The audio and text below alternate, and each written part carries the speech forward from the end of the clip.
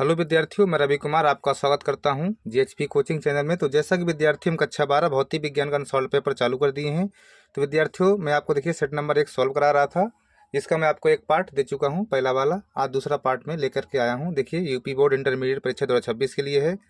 Fast track unsolved paper 2025-2019 तक के इसमें पूरे आपको अनसॉल्व पेपर मिलेंगे, पुराने जो आपके पेपर हो चुके हैं। और देखिए उन्हीं से आपका पूरा पेपर जो है बन करके आएगा, ठीक है ना। अनसॉल्व पेपर सॉल्व करेंगे तो पूरा क्वेश्चन फंसेगा आपका बोर्ड में, ये गारंटी है। तो देखिए विद्यार्थियों हम जो चालू किया था आपको बता दूं। तो देखिए सेट नंबर 1 में चालू किया था आपको। देखिए भौतिक विज्ञान कक्षा 12 सेट नंबर है 2025 346 जीएस इसका कोड नंबर है, ठीक है ना। खंड आ करा चुका था और देखिए खंड बा भी मैं करा चुका था। आज देखिए खंड 7 से करेंगे, ठीक है ना। देखिए खंड 7 से करेंगे। खंड 7 में देखिए तीसरे का नंबर कह रहा है परमाणु के रदरफोर्ड मॉडल की मुख्य कमियां क्या हैं, ठीक है ना। कह रहा परमाणु के रदरफोर्ड मॉडल की मुख्य कमियां क्या हैं। चलिए देखिए इसको तीसरे का को हम सॉल्व कर लेते हैं। चलिए तो देखिए विद्यार्थियों खंड 7 में देखिए तीसरे का नंबर कह रहा था परमाणु के रदरफोर्ड मॉडल की मुख्य कमियां क्या है। देखिए तो उत्तर में लिखेंगे रदरफोर्ड के परमाणु मॉडल की दो मुख्य कमियां। कितनी? दो मुख्य कमियां हैं। पहली कमी कौन सी? देखिए पहली कमी है कि इसके अनुसार घूमते हुए इलेक्ट्रॉन ऊर्जा खोते हुए नाभिक में गिर जाते हैं, ये पहली कमी है। दूसरी कमी है ये परमाणुओं के वर्णक्रमी रेखाओं की व्याख्या करने में विफल रहता है, जो निरंतर होने के बजाय असतत होती हैं, ठीक है ना। ये इसकी देखिए कमियां थी, ठीक है। तो 2 नंबर का क्वेश्चन था, तो इतना दो ही कमियां थी, तो इतना ही लिख देंगे तो आराम से हमको 2 नंबर मिल जाएगा, ठीक है ना। इसके बाद देखिए खा नंबर देखते हैं। चलिए तो खा नंबर देखिए विद्यार्थियों कह रहा एक उत्तल लेंस पर प्रकाश की किरणें चित्र के अनुसार पड़ रही हैं। देखिए चित्र बना है। तो कह रहा यदि लेंस की फोकस दूरी 20 सेंटीमीटर है तो प्रतिबिंब की स्थिति ज्ञात कीजिए और किरण का मार्ग भी दिखाइए, ठीक है ना। चलिए देखिए ये चित्र बना करके मैं आपको ये सॉल्व करके दिखाता हूँ। चलिए तो देखिए विद्यार्थी हमारा देखिए चित्र है, ठीक है ना। चित्र में देखिए कह रहा था कि एक उत्तल लेंस पर प्रकाश किरणें चित्र के अनुसार पड़ रही है, ठीक है। देखिए चित्र बना इसके अनुसार कह रहा पड़ रही चित्र के अनुसार। कह रहा यदि लेंस की फोकस दूरी 20 सेंटीमीटर, देखिए एफ का मान कितना दिया है? 20 सेंटीमीटर दिया है। एफ का मान 20 सेंटीमीटर, यू का मान कितना? 10 सेंटीमीटर, ठीक है ना। यू का मान देखिए 10 सेंटीमीटर दिया है। तो कह रहा था हमसे कि प्रतिबिंब की स्थिति ज्ञात कीजिए, मतलब हमको वी का मान निकालना, ठीक है ना। तो देखिए लेंस सूत्र लगा देंगे। तो देखिए विद्यार्थियों लेंस सूत्र लगा देंगे। देखिए लेंस सूत्र, ठीक है ना। लेंस सूत्र सॉल्व कर लेंगे इसको। लेंस सूत्र इस प्रकार लगा देंगे। लेंस सूत्र क्या देखिए 1/f बराबर 1/v माइनस 1/u, ठीक है ना। हमारा लेंस सूत्र होता है देखिए। तो 1/f का मान कितना? 20 बराबर 1/v चेक करते हो माइनस 1/u का मान कितना? 10। तो 1/20 इस साइड आएगा प्लस 1/10 हो जाएगा, ये बराबर 1/v। एलसीएम लेंगे 20 आएगा, 20 का नंबर 20 एक बार, 10 दूना 20 दो बार, 1/v ये हो जाएगा, ठीक है ना। इसके बाद देखिए 1/v बराबर देखिए ये 3/20 हो जाएगा। हमको v का मान चाहिए तो पलटी मार देंगे, ठीक है ना। हमको किसका मान चाहिए? v का, तो पलटी मार देंगे। देखिए तो v बराबर देखिए 20/3 आ जाएगा, ठीक है ना। तो भाग देंगे देखिए तो 18 ये बार बार जाएगा, ठीक है ना। इस पर बार बार तो इसको देखिए 6.7 भी लिख सकते हैं इस प्रकार, 6.7 सेंटीमीटर इस प्रकार लिख सकते हैं, ठीक है ना।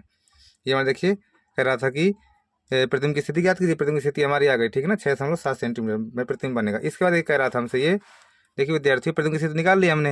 अब कह रहा था किरण का मार्ग भी दिखाई। देखिए तो देखिए किरण का मार्ग इस प्रकार दिखा देंगे। देखिए इस प्रकार ये इसको देखिए इस प्रकार देंगे, इस प्रकार कर देंगे, क्योंकि देखिए ये 10 सेंटीमीटर में हमारी वस्तु थी ना, तो प्रतिबिंब कहाँ यहाँ पर बन रहा है? देखिए 6.7 में, मतलब इतने में 6.7 सेंटीमीटर में बन रहा है, इतने में प्रतिबिंब बन रहा है। तो इस प्रकार हमको दिखा देना, ठीक है ना।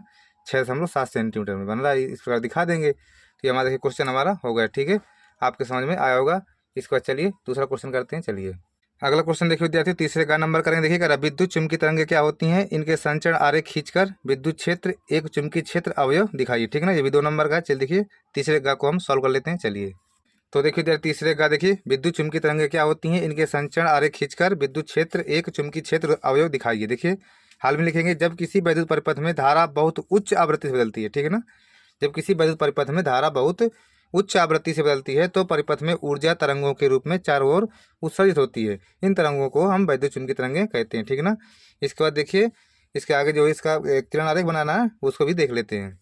तो देखिए विद्यार्थियों किरण आरेख के लिए कह रहा था ना, देखिए कह रहा था ना कि किरण इसके संचरण आरेख खींचकर विद्युत क्षेत्र एक चुम्बकीय क्षेत्र अवयव दिखाइए, ठीक है ना। देखिए इस प्रकार देखिए ये हमारा देखिए ये विद्युत क्षेत्र है, ये हमारा देखिए चुम्बकीय क्षेत्र है। इस प्रकार देखिए ये तरंगें चलती हैं इस प्रकार, ठीक है ना। विद्युत क्षेत्र चुम्बकीय क्षेत्र फिर चुम्बकीय क्षेत्र विद्युत क्षेत्र फिर विद्युत क्षेत्र चुम्बकीय क्षेत्र, इस प्रकार संचरण इनका संचित होती रहती है। आगे की तरफ को देखिए तीर लगा है, आगे की तरफ इस प्रकार संचित होती रहती है, ठीक है ना। अगर देखिए पूछ लेता विद्युत क्षेत्र आयाम एवं चुम्बकीय क्षेत्र आयाम में संबंध तो सी बराबर E0/B0, ठीक है ना। ठीक है। ये उच्चतम विद्युत क्षेत्र है, ये उच्चतम विद्युत क्षेत्र है, ये उच्चतम चुंबकीय क्षेत्र है, ठीक है ना। इस प्रकार हम दिखा देंगे, ठीक है। ये हमारा देखिए कह रहा था संचरण आरेख खींच कर विद्युत क्षेत्र एक चुंबकीय क्षेत्र अवयव दिखाई दे, इस प्रकार दिखा देना है, ठीक है ना। इसके बाद चलिए अगला क्वेश्चन देख लेते हैं। तो अगला क्वेश्चन देखिए विद्यार्थी तीसरे घ नंबर करेंगे। देखिए कह रहा चुंबकीय द्विध्रुव आघूर्ण का सूत्र स्थापित कीजिए, ठीक है ना। तो चुंबकीय द्विध्रुव आघूर्ण का सूत्र स्थापित कर लेते हैं, चलिए। तो देखिए विद्यार्थियों घ नंबर देखिए चुंबकीय द्विध्रुव आघूर्ण का सूत्र स्थापित कीजिए, ठीक है ना। देखिए ये हमारा एक चुंबक है, ये नॉर्थ पोल साउथ पोल, इनके बीच दूरी 2l ले लिया, ठीक है ना। ये हमें देखिए ध्रुव सामर्थ्य है, यहाँ प्लस का यहाँ माइनस का, ठीक है ना, ध्रुव सामर्थ्य है। तो देखिए दो समान तथा विपरीत प्रकृति के ध्रुव सामर्थ्य को एक दूसरे से अल्पतम दूरी पर रखने से जो निकाय बनता है उसे चुंबकीय द्विध्रुव कहते हैं, ठीक है ना। इसके बाद देखिए चुंबकीय द्विध्रुव की परिभाषा लिख दिया हूँ मैं, कोई बात नहीं, ये पूछ नहीं रहा था लेकिन लिख दिया हूँ, ठीक है ना। इसका हमको लेकिन देखिए चुंबकीय द्विध्रुव आघूर्ण का सूत्र स्थापित करना है, ठीक है ना। तो यहाँ पे देखिए ये लिखा, देखिए देखिए इस प्रकार एक चुंबक बना लेंगे, नॉर्थ या साउथ, ठीक है ना, नॉर्थ साउथ। ये देखिए ध्रुव सामर्थ्य देखिए प्लस, ये ध्रुव सामर्थ्य माइनस, ठीक है ना, ले लिया, ठीक है। तो लिखेंगे देखिए चुंबक के ध्रुव सामर्थ्य, चुंबक का ध्रुव सामर्थ्य स्मॉल m, ठीक है ना। चुंबक के ध्रुव सामर्थ्य तथा उनके बीच की दूरी 2l के गुणनफल को चुंबकीय द्विध्रुव गुण कहते हैं। ए कैपिटल M बराबर ए स्मॉल m गुणे 2l, ठीक है ना। ये देखिए हमारा सूत्र होता है, जो कह रहा था कि चुंबकीय द्विध्रुव गुण का सूत्र स्थापित कीजिए, ये सूत्र होता है, ठीक है ना। इस अगर देखा जाए तो एक सूत्र इसका और होता है, देखिए विद्यार्थियों m बराबर क्या होता है, देखिए m बराबर होता है IA, ठीक है ना। क्या होता है m बराबर IA, ठीक है ना। अगर कुंडली में फेरो संख्या अगर n आ जाए, कुंडली में फेरो संख्या n आ जाए तो m बराबर होता है NIA, ठीक है ना। ये भी होता है, देखिए, ठीक है। तो देखिए ये हमारा क्वेश्चन पूरा हो गया, ठीक है ना। इसके बाद देखिए चलिए अगला क्वेश्चन सॉल्व कर लेते हैं, चलिए। अब देखिए विद्यार्थियों खंडदा करेंगे। देखिए खंडदा में कह रहा चौथे का नंबर कि गॉस के नियम का उपयोग करते हुए एक अनंत लंबाई के एक समान आवेशित सीधे तार के कारण उत्पन्न विद्युत क्षेत्र का सूत्र स्थापित कीजिए, व्युत्पन्न कीजिए। 3 नंबर क्वेश्चन है, चलिए देखिए इसको हम सॉल्व कर लेते हैं, चलिए। तो देखिए विद्यार्थी चौथे का नंबर करेंगे अब, ठीक है ना। चौथे का नंबर सॉल्व कर रहे हैं हम।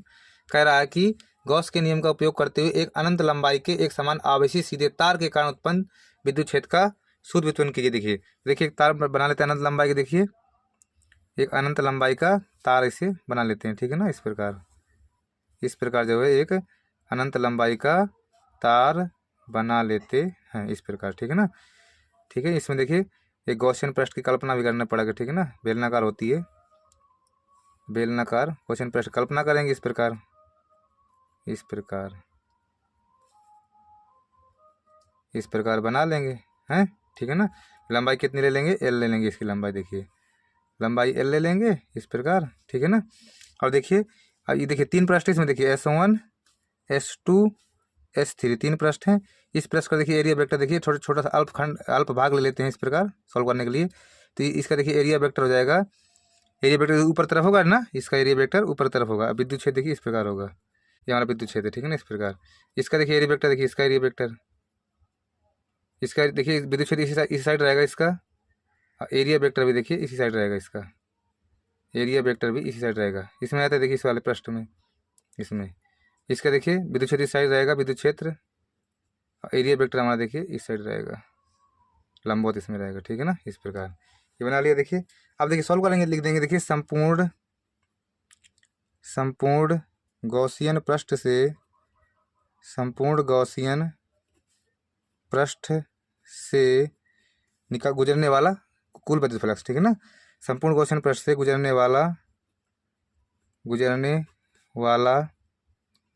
कुल वैद्युत फ्लक्स निकाल लेते हैं, कुल वैद्युत फ्लक्स इस प्रकार। देखिए फाई ई बराबर phi 1 plus phi 2 plus phi 3 इस प्रकार, ठीक है। देखिए फाई ई बराबर देखिए S1 पहले लेते हैं, ठीक है ना। देखिए ई सदिश डॉट DA प्लस S2 ले लेते हैं, दूसरे वाला S2 ये वाला, ई सदिश डॉट DA प्लस तीसरा वाला लेते हैं, देखिए तीसरा वाला पृष्ठ ई सदिश डॉट DA इस प्रकार, ठीक है ना। इस वाले ले लेंगे ना। अब देखिए फिर लिखेंगे फाई ई बराबर S1, इसको देखिए ई सदिश, देखिए ई सदिश डॉट DA सदिश है तो ई DA cos थीटा हो जाएगा, ठीक है ना, सूत्र होता है ना ई DA cos theta plus S2, इसका देखिए ई DA cos थीटा प्लस इसका देखिए S3 ई DA cos थीटा इस प्रकार। फिर देखिए फाई ई बराबर लिखेंगे फिर फाई ई बराबर S1 EDA कॉस, देखिए 90 डिग्री, ठीक है ना। देखिए 90 है, फिर जीरो है, उस ये दोनों एक ही तरफ है ना, जीरो है एंगल, इसमें देखिए 90 डिग्री है, ठीक है ना angle. S2 EDA cos 0 plus S3 EDA cos 90, है ना, हो जाएगा। देखिए कॉस 90 का मान 0 होता है, ठीक है ना। फाई ई बराबर, देखिए कॉस 90 का मान 0 रखें, पूरा 0 कर देगा। इसको लेते देखिए S2 EDA कॉस 0 का मान 1 होता है, कोई दिक्कत नहीं इसमें। इसमें देखिए कॉस 90 का मान 0, पूरा 0 कर देगा, 0। देखिए फाई ई बराबर, देखिए S2 EDA, फिर देखिए फाई ई बराबर, ई बार कर लेंगे S2 DA, ठीक है ना, इस प्रकार। अब देखिए इसका समाकलन करेंगे देखिए, तो फाई ई बराबर ई ए हो जाएगा, है ना, ई ए हो जाएगा, ये ई ए हो जाएगा, फाई ई बराबर ई ए। अब देखिए ए, देखिए चूक के लिखेंगे, ए देखिए क्या है, इसका वक्र प्रश्न लिखेंगे क्षेत्रफल, ठीक है ना। तो क्षेत्रफल क्या होगा, 2πRL, है ना, 2πRL ऊंचाई एल माने है ना, लंबाई 2πRL आ जाएगा। देखिए तो फाई ई बराबर हो जाएगा ये ई गुड़े 2πRL, इस प्रकार हो जाएगा ना।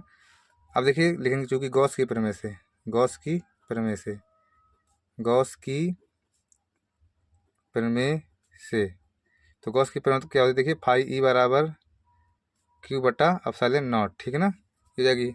अब देखिए चूँकि हमें पता, देखिए रेखीय अवयव घनत्व तो लैम्डा बराबर क्यू बटा एल होता है, यहाँ से क्यू का मान निकालेंगे। देखिए तो क्यू का मान निकालेंगे कितना है, लैम्डा एल गुणा कराएंगे लैम्डा एल, तो यहाँ पर रख देंगे, ठीक है ना, तो यहाँ पर रख देंगे। देखिए तो फाई ई बराबर हो जाएगा ये क्यू की जगह लैम्डा एल बटा एप्सिलॉन 0, इस प्रकार रख देंगे। अब देखिए फाई बराबर, देखिए इनको दोनों बराबर कर देंगे, बराबर है ना, तो लैम्डा एल बटा एप्सिलॉन 0 बराबर ई गुड़े 2πRL, इस प्रकार एल से एल काट देंगे, ठीक है ना। ये बटा में आएगा, देखिए तो ई कितना आएगा, ई बराबर देखिए ये बटा में आएगा, देखिए ये बटा में, तो लैम्डा बटा कितना हो जाएगा, देखिए 2πR एप्सिलॉन 0 हो जाएगा, ठीक है ना। अब देखिए 2 गुणा ऊपर कर देंगे, 2 गुणा नीचे कर देंगे, इस प्रकार अब बना लेंगे। देखिए तो हमारे पास आएगा, देखिए ई बराबर आ जाएगा 1/4, तो 4π एप्सिलॉन 0 इंटू 2 लैम्डा बटा 4πR, ये देखिए हमारा आ जाएगा, ठीक है ना। न्यूटन प्रति कूलाम मात्रा लिख सकते हैं, न्यूटन प्रति कूलाम। तो इस तरह के विद्यार्थियों हमारा ये आ गया, ठीक है, आपके समझ में आएगा। तो आज यहीं तक रखता हूँ, इसके बाद कल अगले जो क्वेश्चन है वो करवाऊंगा, ठीक है ना। अगर मेरा वीडियो आपको पसंद आया, वीडियो को लाइक शेयर, अगर आप नए हों तो चैनल जरूर सब्सक्राइब कर लेना। चलता हूँ, नमस्कार।